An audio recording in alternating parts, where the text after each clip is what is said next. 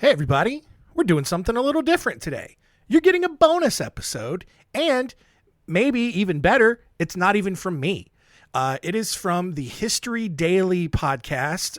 We are doing an episode swap, and so they are going to get an exclusive episode of Our Weird World over on their feed sometime next month.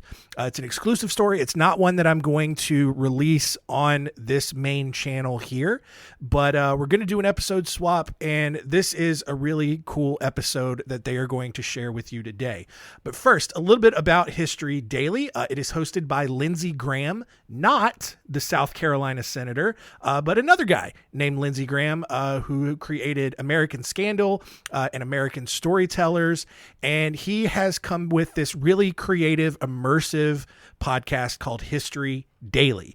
It basically tells stories of what happened on this day in history. And so that's a little bit why we're doing this episode today, February 21st, because their story happened on this day in history. So new episodes of History Daily come out every weekday, and it's a pretty broad mix, just like you get on this show.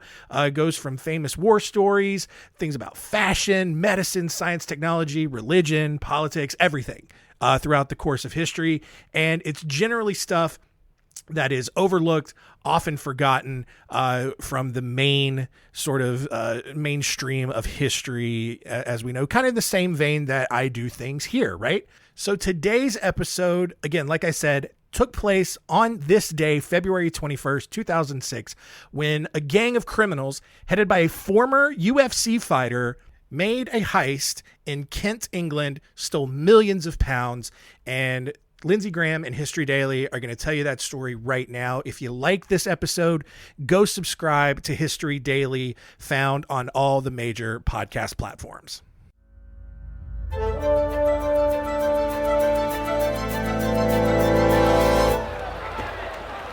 It's January 31st, 2004 at the Mandalay Bay Event Center in Las Vegas, Nevada.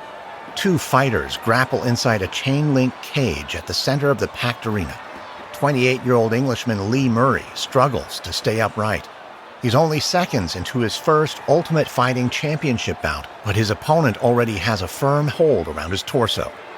The UFC is a fast-growing mixed martial arts franchise in which the best fighters earn six-figure sums per fight, but not everyone benefits from such a big payday.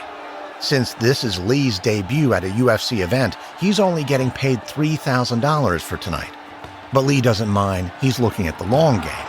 He's prepared to work his way up the UFC ladder to the big money, and the only way to do that is to win tonight's fight and be selected for a more lucrative bout. Lee tenses his body as his opponent lifts him off his feet and body slams him to the canvas.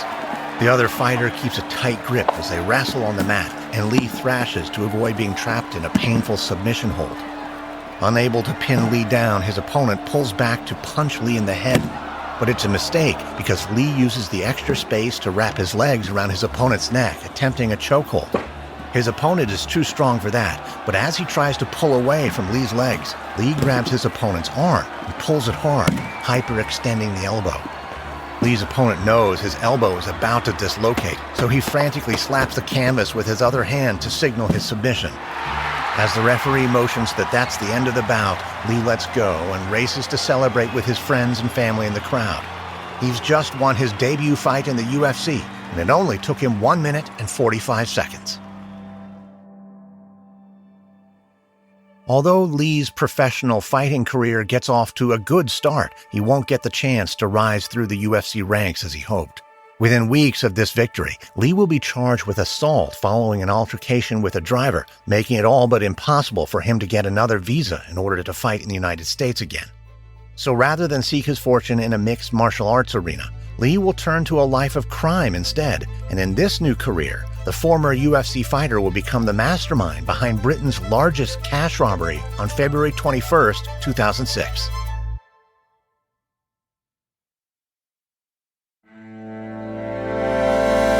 From Noiser and Airship, I'm Lindsay Graham, and this is History Daily.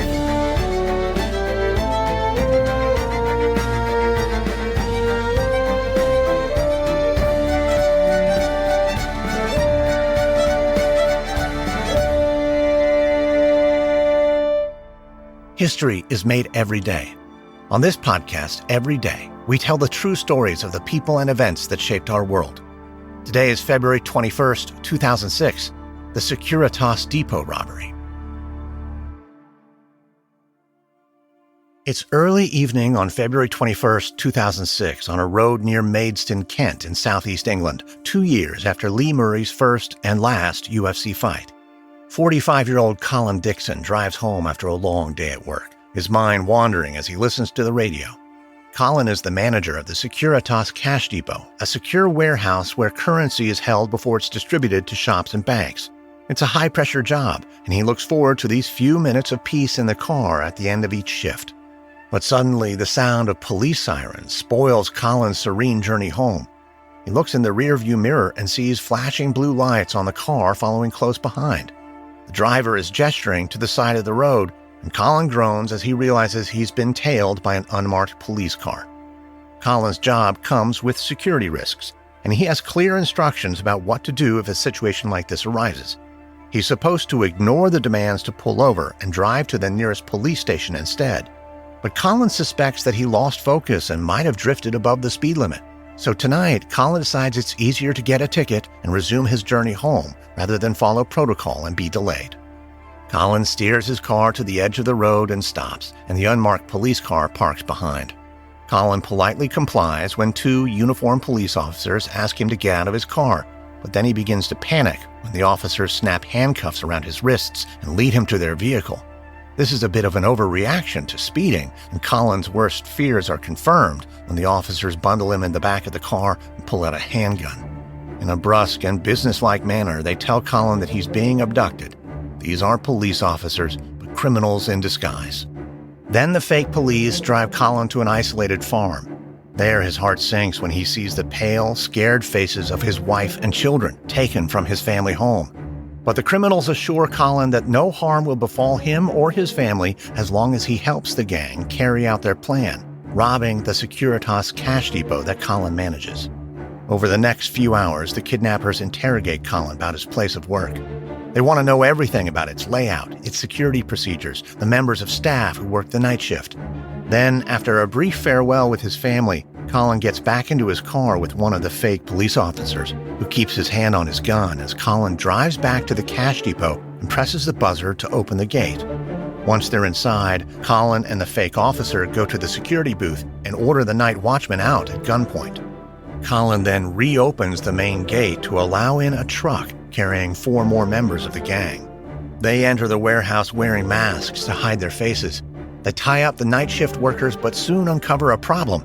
They don't know how to operate the machinery to load their truck with cash. So Colin and a coworker are told to fill up the truck while the thieves watch their every moment, guns drawn. Colin, however, works as slowly as possible and notices his colleague is doing the same. Eventually, one of the criminals, carrying a stopwatch, announces that they've been there too long. It's getting risky for them to stay any longer. They'll have to go with the truck half full. An hour and a half after the heist began, the gang leaves. Only when the depot manager Colin is sure that the criminals are gone does he raise the alarm, and within minutes, dozens of police vehicles are racing to the scene of the robbery. As the night shift workers wait for help to arrive, Colin checks the money cages. They were full of banknotes earlier in the night, but by Colin's reckoning, criminals have taken at least 20 million British pounds. His quick calculations will soon prove to be an underestimate, though. A more detailed count will come up with a total loss of 53 million, making the Securitas Depot heist the biggest cash robbery in British history. But the scale of the crime also means that the police will leave no stone unturned in their investigation, and the daring gang behind the robbery will soon be on the run.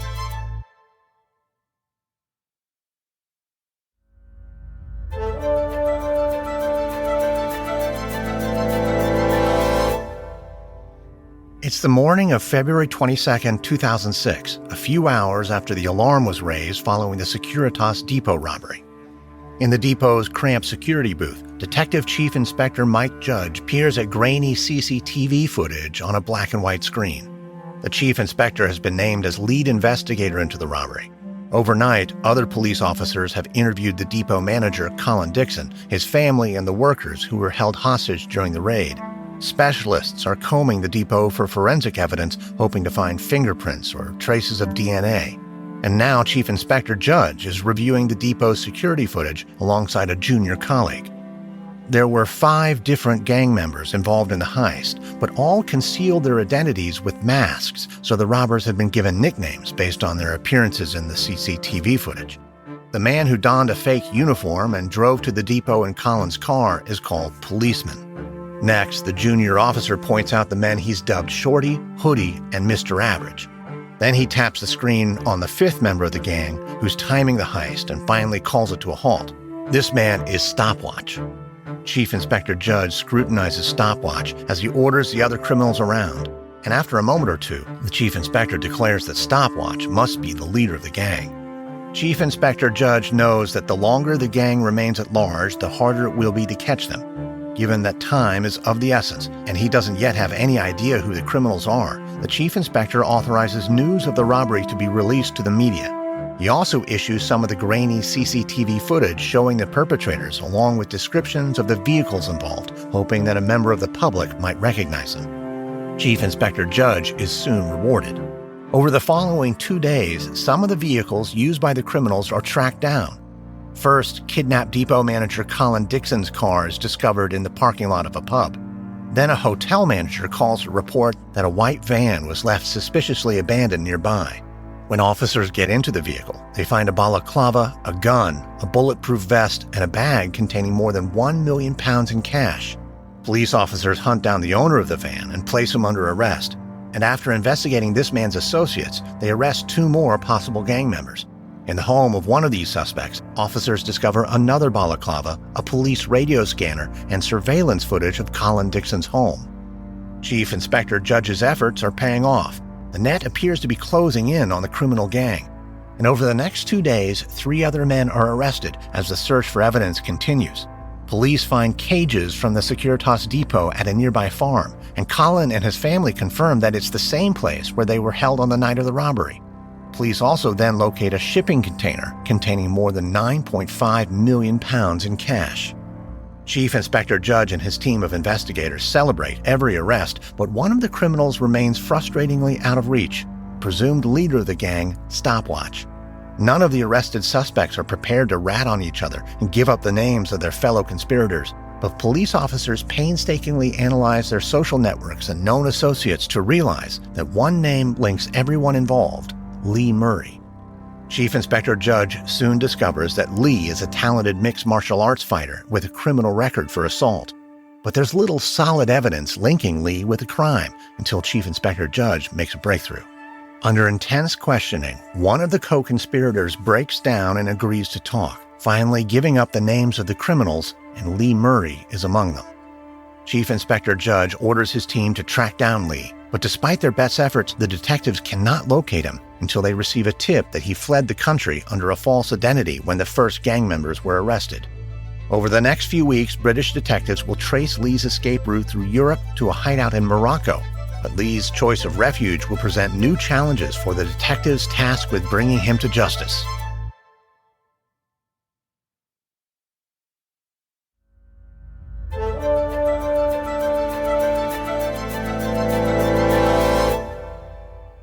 It's June 25, 2006, at the Mega Mall in Rabat, Morocco, 5 months after the Securitas Depot robbery. Lee Murray laughs and jokes as he exits a boutique clothes shop with 3 friends, all associates from the seedy criminal underworld. But Lee's good mood dissolves as he notices that the mall is eerily quiet. For the past few months, Lee has lived a life of luxury in Morocco. He's bought a mansion and spent a fortune on high-spec gym equipment. He's made no attempt to hide his identity and even commissioned a local artist to paint an elaborate mural depicting his sole UFC fight. Lee thinks he can be so open about his whereabouts because his father is Moroccan and Lee has dual citizenship. And since there's no extradition treaty between Morocco and Britain, Lee is confident that the police can't touch him. But he's underestimated the determination of the British authorities. As Lee and his friends glance uneasily around the quiet mall, Moroccan police officers suddenly storm inside and demand Lee get down on the ground with his hands behind his back. Despite being outnumbered and caught by surprise, Lee refuses to surrender without a fight. After a short but violent struggle, he and his friends are subdued, but several policemen nurse bloody noses in the aftermath. And then, when drugs are found in a search of Lee's mansion, he's charged with possession and resisting arrest. 2 of his accomplices are deported to Britain, but thanks to his dual nationality, Lee avoids that fate. Even so, he doesn't get away with his part in the Securitas Depot robbery.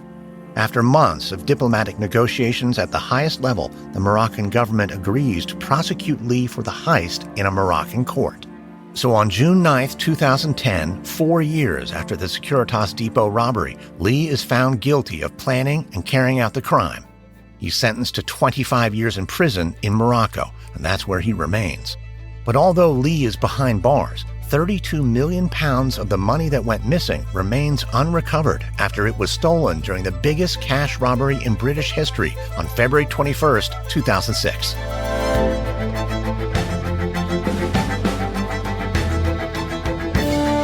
Next on History Daily, February 22, 1983. After opening and closing on the same night, Moose Murders becomes the most notorious flop in Broadway history.